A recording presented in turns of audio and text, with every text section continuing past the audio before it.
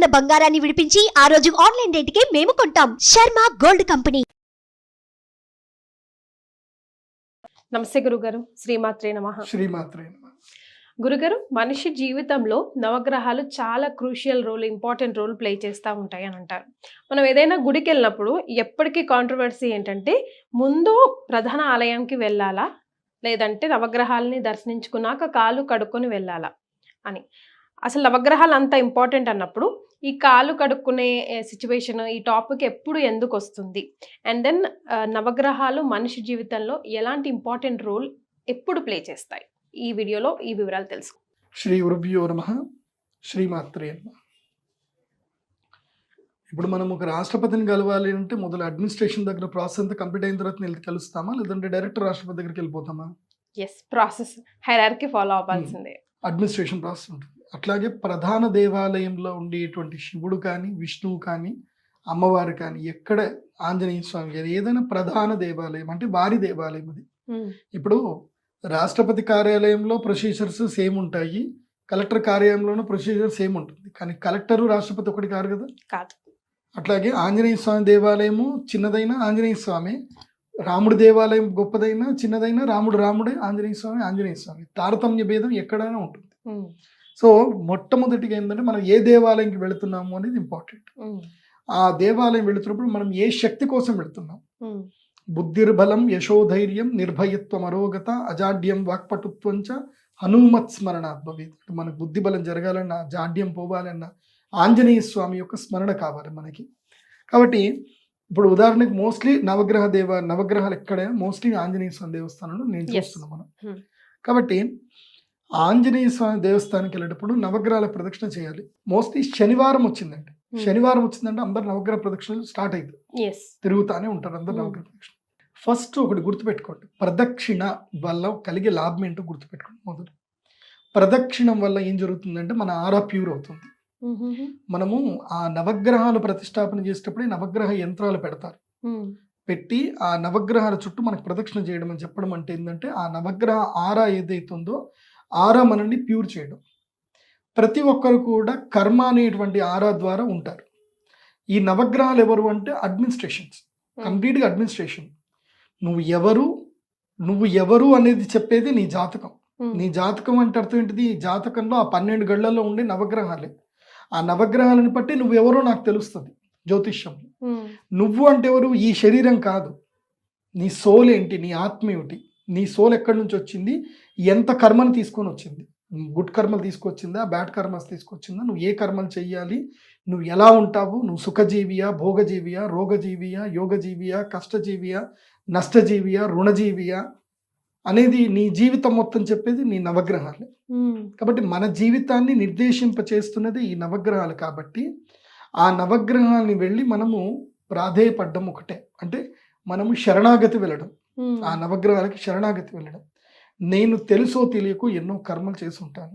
ఈ జన్మలో నాకు కర్మల గురించి నాకు తెలియదు, కానీ ఆ కర్మ విపాకాన్ని నాకు అందించేటప్పుడు నేను మీ దాసుని అని నన్ను గుర్తించండి.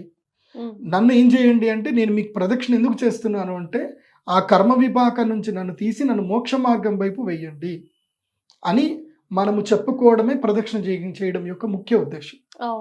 ఆ ప్రదక్షిణ చేయడం వల్ల కోట్లు వస్తాయనో, లాభాలు కలుగుతాయనో నేను ఎప్పుడూ చెప్పలేదు, చెప్పను కూడా. ఎప్పుడైనా ఒకటి గుర్తుపెట్టుకోండి, నిజ జీవితంలో మనకి ఐశ్వర్యం అంటే ఏంటంటే మనం కర్మ నుంచి దూరం చేసుకుని భగవంతుడికి మనం దగ్గర అవ్వడమే నిజమైన ఐశ్వర్యం.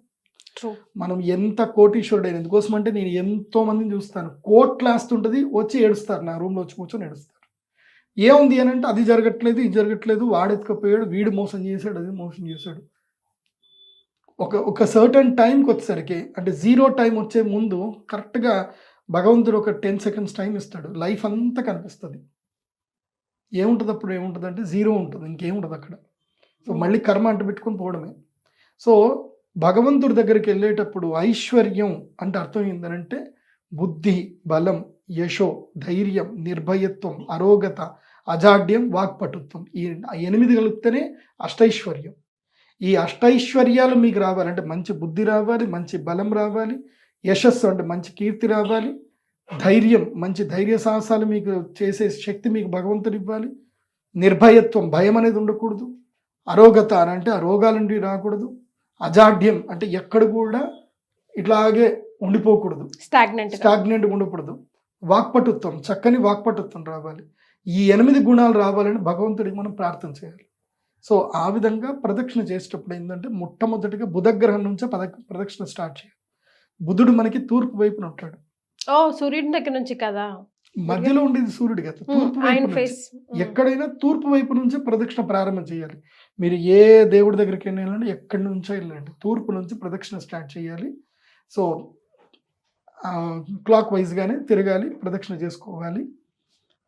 చాలా మంది ఏం చేస్తారంటే కొంతమంది కొత్తగా చెప్తున్నారు, క్లాక్ వైజ్గా 7 తిరగాలి, యాంటీ క్లాక్ వైజ్గా రావుకేతుల కోసం 2 తిరగాలి అంటారు. అట్లా ఏం ఉండదు. They are anti clock. రావుకేతులు యాంటీ క్లాక్ గానే తిరుగుతుంది, అది వాళ్ళ ప్రకృతి. నీ ప్రకృతి ఏంటంటే నువ్వు ముందుకు వెళ్ళడం అనేది నీ ప్రకృతి, నువ్వు యాంటీ క్లాక్ వెళ్ళకూడదు, అది నీ ప్రకృతి. కానీ శివుడికి ప్రదక్షిణ చేసేటప్పుడు మాత్రం క్లాక్ యాంటీ క్లాక్ ప్రదక్షిణ మాత్రం శివుడి ప్రదక్షిణలో ఉంటుంది. కానీ అది ఎవరు పాటించరు, అది జరగట్లేదు కూడా. చాగంటి కోటేశ్వరరావు గారు ఒక ప్రవచనం చెప్పారు, ఎలా శివుడికి ఎలా ప్రదక్షిణ చేయాలని చెప్పారు. బాగుంటుంది. ఆ ఉత్తరం వైపు పానవట్టం ఏదైతే ఉంటుందో, ఉత్తరం వైపు పానవట్టము చండీశ్వరుని దాటకూడదు. అక్కడి నుంచి వెళ్ళి ఇలా ఇక్కడ దాకా వచ్చి మళ్ళీ ఇక్కడ నుంచి మళ్ళీ ఇలా తిరగాలి. ఇది ఎవరైనా ఒక గుడిలో ఈ నియమం పెడితే బాగుంటుంది. ఇది యాక్చువల్ ప్రదక్షిణ, శివుడికి చేయాల్సిన ప్రదక్షిణ. అది శివుడిని ఎప్పుడు పూర్తిగా తిరగకూడదు, కాకపోతే తిరుగుతారు, ఎవరు పద్ధతి పాటించట్లేదు. ఇలా నవగ్రహాలకు మాత్రం పూర్తి ప్రదక్షిణ చేయాలి. తర్వాత నవగ్రహాలు కాళ్ళు ఎందుకు కడుక్కోవాలి, అదేమైనా అశుద్ధ అని అంటే అట్లా కాదు.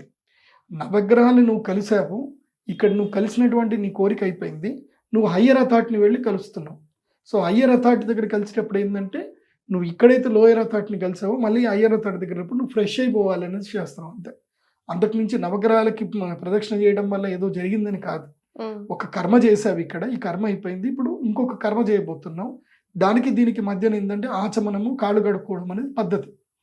ఏదైనా సరే ఒక కర్మ కంప్లీట్ అయిన తర్వాత ఇంకోటి చేసేటప్పుడు ఆచమనం చేయాలి. ఇప్పుడు మేము సంధ్యావందనం చేసేటప్పుడు కూడా అర్ఘ్యం అయిపోగానే మళ్ళీ జపానికి వెళ్ళేటప్పుడు మళ్ళీ ఆచమనం చేస్తాము.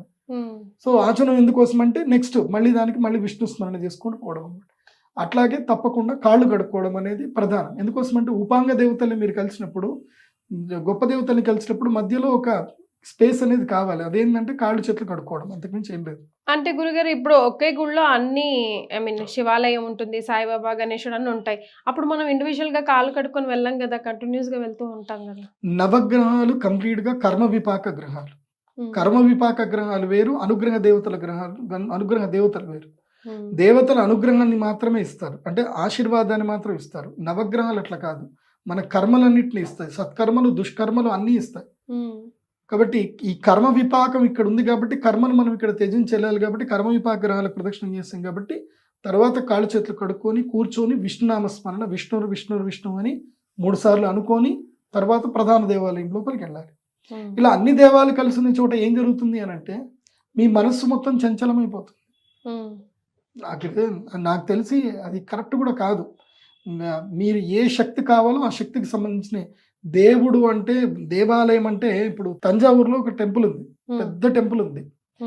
ఆ టెంపుల్ కనుక చూస్తే ఆయనకి పని పాట లేక అంత పెద్ద శివుని పెట్టి అంత పెద్ద గుడి ఎందుకు కట్టాలి, చిన్నగా ఇట్లా పెట్టేసి చిన్న శివుని పెడితే అయిపోతుండే కదా. దేవాలయానికి ఒక నియమం ఉంది, అది ప్రాకార లక్షణము అని ఒకటి ఉంటుంది. ఈ మధ్య ఎవరు పడితే వాళ్ళు ఇష్టం వచ్చినట్టు కట్టేసుకుంటున్నారు. సరే, అది కూడా ఒక విధంగా మంచిది అనుకోండి, చేయను. కానీ మనం ఏ దేవత దగ్గరికి వెళుతున్నామో మనకి ఏ శక్తి కావాలి, దేవత దగ్గరికి దేవాలయానికి వెళ్ళడానికి గల ప్రధాన కారణం ఏంటంటే, ఒకటి మనం కర్మని ఓవర్కమ్ చేయాలి, రెండవది మనకి ఏ శక్తి అయితే మనకు తగ్గిపోతుందో ఆ శక్తిని మనము భగవంతుడి నుంచి అనుగ్రహంగా పొందాలి. దానికోసం మనం దేవాలయం వెళ్ళాలి.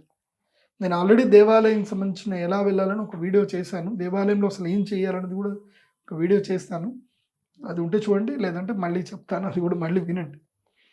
దేవాలయం వెళ్ళినప్పుడు మీరు చేయాల్సిన ప్రధానమైన పని ఏంటంటే భగవంతుడికి నవగ్రహాలకు ప్రదక్షిణ చేయడము, కాళ్ళ చేతులు కడుక్కోవడము, ప్రధాన దేవాలయానికి వెళ్ళడము, తీర్థ ప్రసాదాలు తీసుకోవడం, ఆరతి తీసుకోవడం, ప్రదక్షిణ చేయడం.